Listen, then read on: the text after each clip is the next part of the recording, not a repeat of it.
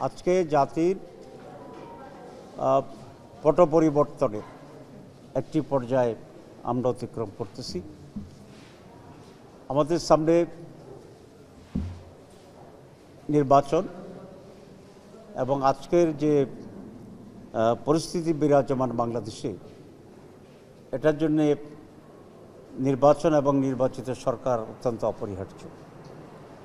বাংলাদেশ জামাত ইসলামী আগামী যে ফেব্রুয়ারি নির্বাচনের ডেট ঘোষণা হয়েছে, সেটাকে সামনে রেখেই আমরা নির্বাচনের প্রস্তুতি গ্রহণ করছি। আগামী যে নির্বাচন হবে সেখানে দুই ভাগে বিভক্ত রাজনৈতিক শক্তিগুলোকে আমরা পরীক্ষণ করছি। একদিকে আছে যারা এই পরিবর্তনের ফসল হিসাবে যে সংস্কার প্রয়োজন এবং একটি নতুন বাংলাদেশ সৃষ্টির জন্য যে পরিবর্তনের প্রয়োজন, নেতৃত্বের এবং দলের গুণগত একটি ইমপ্রুভমেন্টের যে প্রয়োজন, সেটাকে জামাত ইসলামী অত্যন্ত গুরুত্ব দিয়ে কাজ করছে। রাষ্ট্রীয় সংস্কারের ক্ষেত্রেও আমাদের ভূমিকা খুব স্পষ্ট। দীর্ঘদিন পরিশ্রম করে সরকারের নীতিমালার ভিত্তিতে সব দল মিলে আমরা একটা জুলাই সনদ তৈরি করেছি।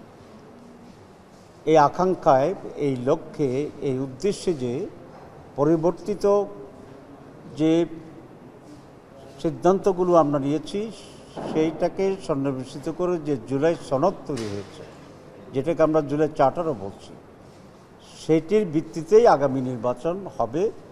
এটাই হচ্ছে মৌলিক কথা। এবং জুলাই সনদ গ্রহণের ক্ষেত্রে কোনো কোনো দল কিছুটা ব্যত্যয় ঘটানোর চেষ্টা করছে এবং এটিকে বাস্তবায়ন করার ক্ষেত্রে তারা বাধা সৃষ্টি করছে। আমরা মনে করি এই জাতির যে রক্ত দিয়েছে, জীবন দিয়েছে, যেভাবে আন্দোলন সংগ্রাম করেছে, জুলাই সনদ যারা মানবে না, এই আন্দোলনের স্টেকের ব্যাপারে তারা বিশ্বাসঘাতকতা করবে।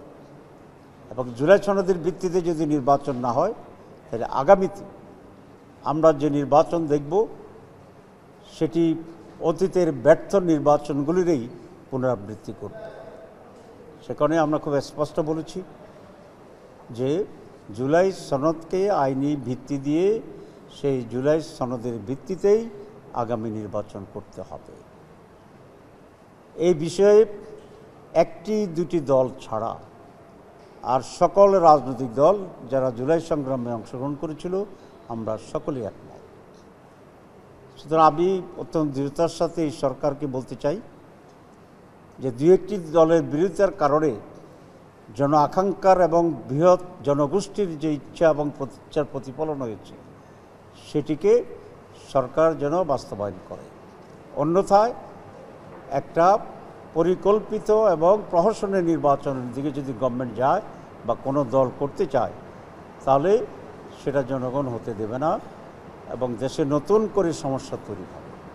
তো আমি সরকারকে এবং অন্যান্য দলকে আহ্বান জানাচ্ছি যে আমরা সম্মিলিতভাবে যেভাবে একটি নতুন পরিস্থিতি তৈরি হয়েছে পজিটিভলি, সেটার প্রতি সম্মান রেখে জাতীয় স্বার্থে আলাপ আলোচনার ভিত্তিতে ঐকমত্য অর্জন করেই যেন আমরা ফেব্রুয়ারি নির্বাচনটি সকলে মিলে গ্রহণ করে উৎসবমুখরভাবে আমরা করতে পারি এবং জাতির জন্য একটি নতুন দিক নির্দেশনা দিতে পারি। সেই ভূমিকা নেওয়ার জন্যে আমি সরকারকে এবং বৃহৎ রাজনৈতিক শক্তি যেগুলো আছে তাদের ভিতরে আলাপ আলোচনার ভিত্তিতে একটা সুষ্ঠু পরিবেশ তৈরির জন্য আমি আহ্বান জানাচ্ছি। সবাইকে ধন্যবাদ।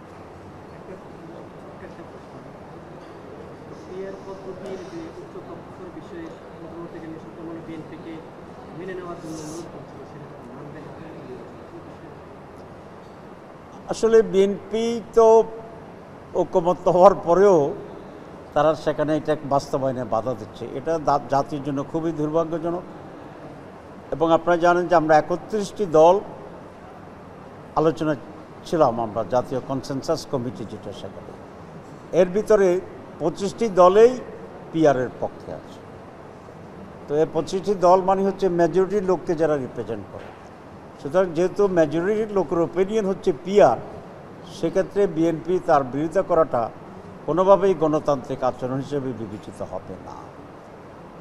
কিন্তু পিয়ারের ব্যাপারে আমাদের ভিতরে একটুখানি পার্থক্য আছে, যে অনেকে বলছে এটা আপার হাউসে হবে, আর আমরা বলেছি আপার হাউসে এবং লোয়ার হাউসে হবে।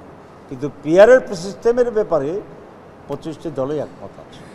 তো বিএনপি যদি জন আকাঙ্ক্ষা বা বৃহত্তর জনগোষ্ঠীর মতামতকে অগ্রাহ্য করে, তাহলে সেটা রাজনৈতিক অঙ্গনে নতুন সংকট তৈরি করার আশঙ্কা আছে। আমি সকল দলকে রেশনাল হওয়ার জন্য আহ্বান জানাচ্ছি। Thank you. বিষয়ে সরকার এবং ইলেকশন কমিশনের সাথে আলোচনায় আগ্রহী।